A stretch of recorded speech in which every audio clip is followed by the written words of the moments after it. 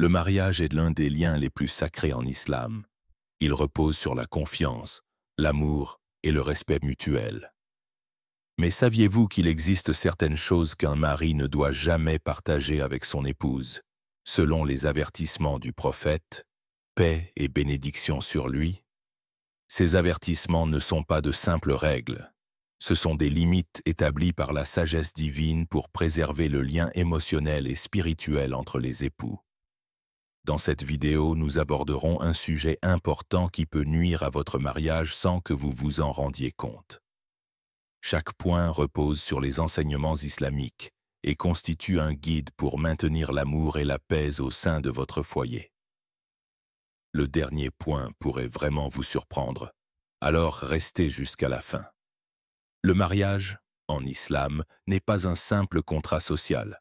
C'est un lien sacré établi par l'ordre d'Allah.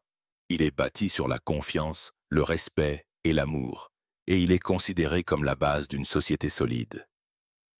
Le prophète, paix et bénédiction sur lui, a dit « Le mariage est la moitié de la foi », soulignant ainsi son importance à la fois dans notre vie terrestre et spirituelle. Un mariage solide n'apporte pas seulement le bonheur aux époux, il offre aussi un environnement paisible aux générations futures. Le prophète, paix et bénédiction sur lui, a recommandé la compassion et le respect entre les époux, conseillant aux hommes de considérer leur femme comme un dépôt confié par Allah. Il a dit « Le meilleur d'entre vous est celui qui agit le mieux envers son épouse », enseignant qu'un bon mari doit être patient, compatissant et protecteur. Cependant, dans ce lien sacré, il existe des limites qu'il ne faut jamais franchir. Certaines choses ne doivent pas être dites ou partagées, afin de préserver l'amour et la confiance. Comprendre ces limites ne signifie pas cacher des secrets, mais protéger la relation des dommages inutiles. Voici donc, selon les enseignements islamiques, 4 choses qu'un mari ne doit pas partager avec son épouse. Les conversations privées avec d'autres personnes. En islam, la confiance est une pierre angulaire, surtout dans le mariage. Elle est essentielle à la stabilité de l'amour et de la paix au sein du couple. Lorsqu'elle est brisée, même le lien le plus fort peut se fragiliser. C'est pourquoi l'islam accorde une grande importance à la discrétion et à la préservation des confidences. Le prophète, paix et bénédiction sur lui, a dit « Le croyant ne trahit pas la confiance », soulignant que la fidélité est une qualité indissociable du croyant. Une des plus grandes erreurs qu'un mari puisse commettre est de rapporter à son épouse, sans nécessité, les conversations privées qu'il a eues avec sa famille, ses amis ou ses collègues. Même si l'intention est bonne, ces partages peuvent souvent mener à la discorde, à des malentendus, à la suspicion et à des blessures du cœur. Le prophète, paix et bénédiction sur lui, a interdit de révéler ce genre de conversations secrètes, avertissant que cela engendre des tensions dans les relations. Les échanges privés contiennent souvent des confidences, des conseils personnels, des affaires familiales ou des informations sensibles que les autres ne souhaitent pas voir divulguées. Par exemple, un ami ou un proche peut s'être confié à vous pendant une période difficile. Révéler cette discussion à votre épouse sans autorisation, c'est trahir sa confiance et lui imposer un fardeau inutile. Car elle pourrait être troublée par des problèmes concernant des personnes qu'elle ne connaît même pas. L'islam nous enseigne que la confiance est un dépôt. Ce dépôt n'est pas seulement matériel, il inclut aussi les informations, les secrets et l'honneur d'autrui. Dans le Coran, Allah le Très-Haut dit « Allah vous ordonne de rendre les dépôts à ceux à qui ils appartiennent ». Divulguer une confidence sans autorisation est donc une trahison. Il est essentiel ici de trouver l'équilibre entre transparence et intimité. Bien sûr, il ne doit pas y avoir de secret dans le mariage et les époux ne doivent pas douter l'un de l'autre. Mais cela ne signifie pas qu'il faille tout rapporter. Un mari sage sait distinguer ce qu'il est utile de partager de ce qui peut semer la discorde. Par exemple, si un ami vous confie une dispute familiale, il vous livre une blessure intime. Révéler cela à votre épouse pourrait briser sa confiance et provoquer la diffusion involontaire de cette information. Il est bien plus vertueux de prier pour cette personne, de lui donner un bon conseil ou de l'aider discrètement. Dans le mariage, il ne s'agit pas de tout dire, mais de bien dire les choses. Votre communication avec votre épouse ne doit pas l'accabler de détails inutiles, mais lui apporter de la sérénité. Le langage de la confiance et de la paix se construit avec amour, tendresse et délicatesse. N'oubliez pas que le prophète, paix et bénédiction sur lui, a dit « Le musulman est le frère du musulman. Il ne le trahit pas, ne lui ment pas, ne l'abandonne pas. » Ce principe s'applique aussi dans le mariage. Être fidèle à son épouse, c'est aussi l'être par la parole. Préserver la confidentialité des conversations privées protège à la fois la confiance des autres et celle du couple. 2. Comparer son épouse à d'autres femmes. L'un des moyens les plus rapides de blesser le cœur d'une femme est de la comparer à d'autres. Que cette comparaison concerne la beauté, les compétences, le caractère ou les habitudes, le résultat est souvent le même. Blessure, sentiment d'insuffisance et affaiblissement du lien conjugal. Par nature, les femmes ont besoin d'amour, de reconnaissance et de considération. La moindre comparaison négative venant du mari peut laisser une cicatrice profonde.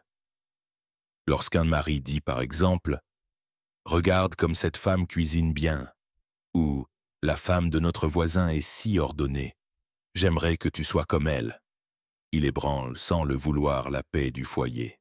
Ces paroles envoient le message « Tu n'es pas assez bien » et elles blessent l'amour.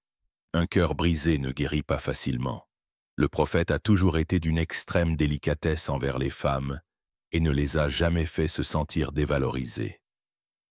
Aïcha, qu'Allah l'agrée, racontait qu'il se tournait vers elle lorsqu'elle parlait, l'écoutait avec attention et lui montrait de l'importance. Il n'a jamais comparé ses épouses entre elles, mais les a toutes valorisées pour leurs qualités propres. L'islam nous enseigne à être reconnaissants envers nos époux. Dans le Coran, Allah dit « Si vous êtes reconnaissants, j'augmenterai pour vous mes bienfaits. » Remercier son épouse, c'est remarquer les petites choses qu'elle fait, les apprécier et exprimer sa gratitude. Quand un mari remercie son épouse pour un repas, une maison propre, son attention ou son soutien, elle se sent précieuse et son amour grandit. Chaque être humain a été créé par Allah avec des qualités uniques. Certains sont patients, d'autres ont l'esprit vif, certains sont habiles de leurs mains, d'autres se lèvent tôt pour travailler ou prier la nuit. Plutôt que de comparer votre épouse à une autre, concentrez-vous sur ses qualités singulières. Peut-être qu'une autre cuisine mieux, mais votre épouse est une bénédiction par sa patience, sa compréhension ou sa tendresse. Le mariage grandit grâce à l'appréciation et à l'amour mutuel. Les maris peuvent instaurer une atmosphère de paix dans leur foyer en mettant en valeur les qualités positives de leurs épouses, en les encourageant et en leur adressant même de petites paroles bienveillantes. Le prophète, paix et bénédiction sur lui, a dit « Le croyant le plus parfait dans sa foi est celui qui possède la meilleure moralité, et le meilleur d'entre vous est celui qui agit le mieux envers son épouse. » Il a ainsi montré que la bienveillance envers son épouse est un signe de maturité dans la foi. La plus belle façon de conquérir le cœur d'une femme est de lui faire sentir qu'elle a de la valeur. Au lieu de la comparer à d'autres, la louer, la remercier et lui montrer votre soutien renforcera votre relation. En islam, le mariage repose sur l'amour, la compassion et le respect. Ces trois piliers ne demeurent so solides que si l'on évite les comparaisons blessantes. N'oubliez pas, une belle parole est considérée comme une aumône. Chaque mot doux adressé à votre épouse fortifie un peu plus votre mariage et nourrit l'amour dans votre cœur. Dire à votre épouse « Tu es pour moi un cadeau d'Allah » au lieu de la comparer aux autres, est une attitude qui embellit à la fois votre mariage et votre au-delà. 3. Les péchés et fautes du passé.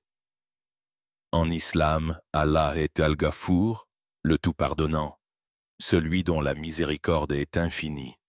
Lorsqu'un serviteur se repent sincèrement, ses péchés sont effacés et cachés auprès d'Allah.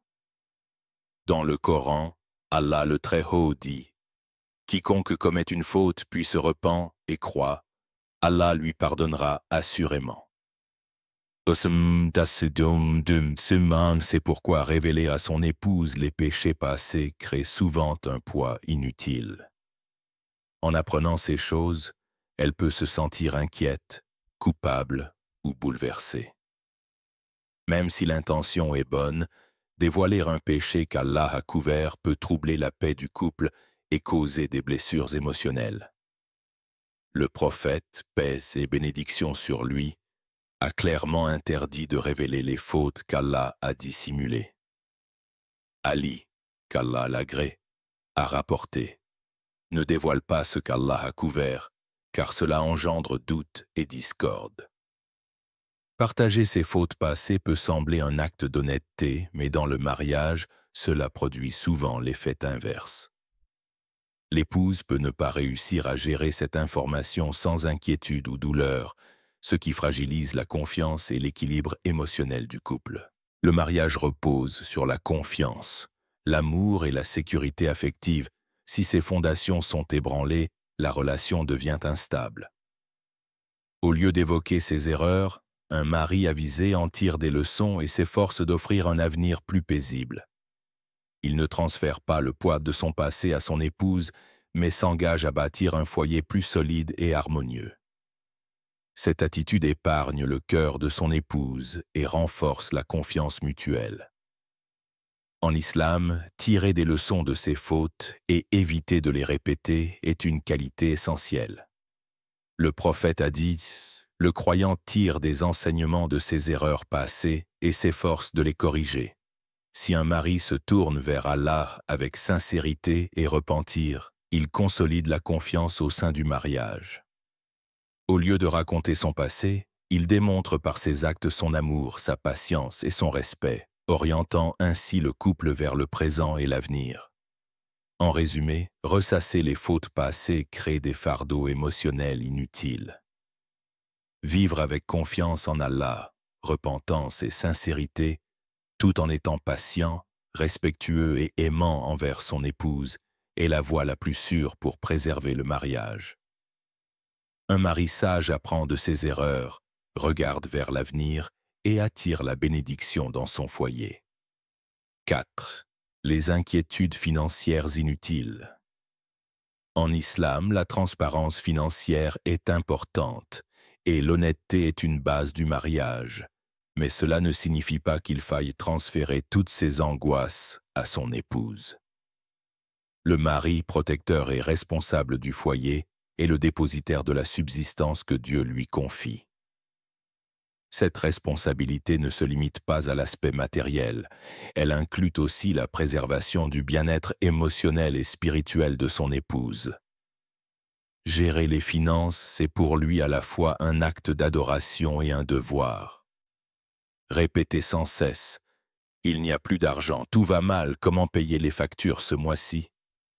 engendre stress et anxiété dans le cœur de l'épouse.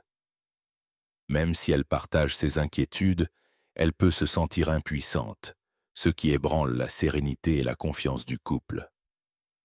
L'islam enseigne la patience, la confiance en Allah et la conviction que la subsistance vient de lui.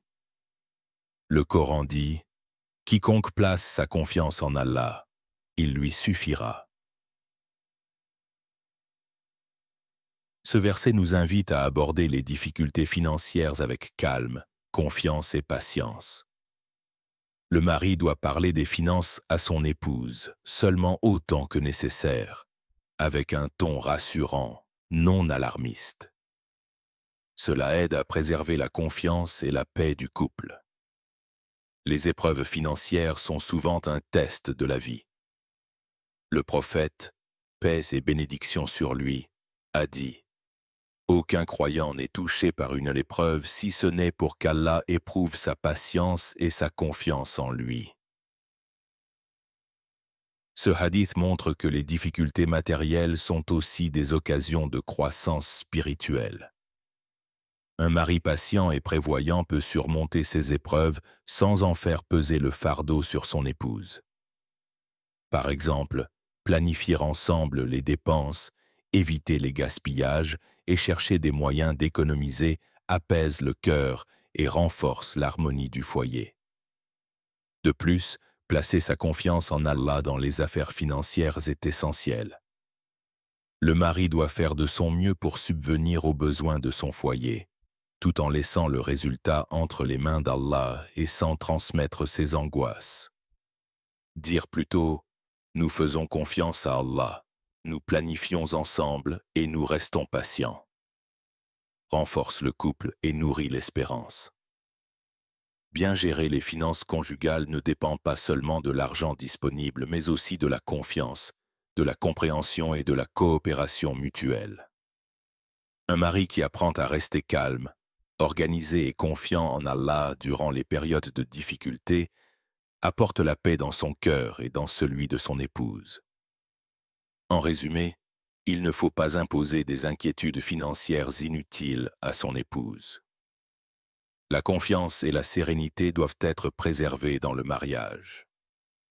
La planification, la patience, le sens des responsabilités et la foi en Allah sont les meilleurs moyens de surmonter les épreuves matérielles. Ainsi, malgré les difficultés financières, le mariage se renforce par l'amour et la bénédiction, et le foyer demeure rempli de confiance et de paix. En conclusion, le mariage est un signe de la miséricorde et de l'amour d'Allah. Le Coran dit « Vos épouses sont pour vous un vêtement, et vous êtes pour elles un vêtement. » Cela symbolise la protection, la chaleur et la sérénité. La vie du prophète, paix et bénédiction sur lui, est le plus bel exemple d'amour, de douceur et de bienveillance entre époux. Il se montrait attentif, passait du temps avec elles, les écoutait et leur faisait sentir leur valeur. Pour maintenir la paix dans le mariage, il est essentiel d'adopter une communication douce et ouverte, de pardonner les erreurs, d'exprimer gratitude et reconnaissance, de prier ensemble et de se tourner vers Allah. Les époux doivent préserver leur intimité et ne pas exposer leurs affaires privées. Cela renforce la confiance et le respect mutuel. N'oubliez pas, le mariage n'est pas un simple contrat, c'est un acte d'adoration soutenu par la bénédiction d'Allah. Un mariage guidé par la patience, l'amour et la bonne communication apporte bénédiction, sérénité et bonheur.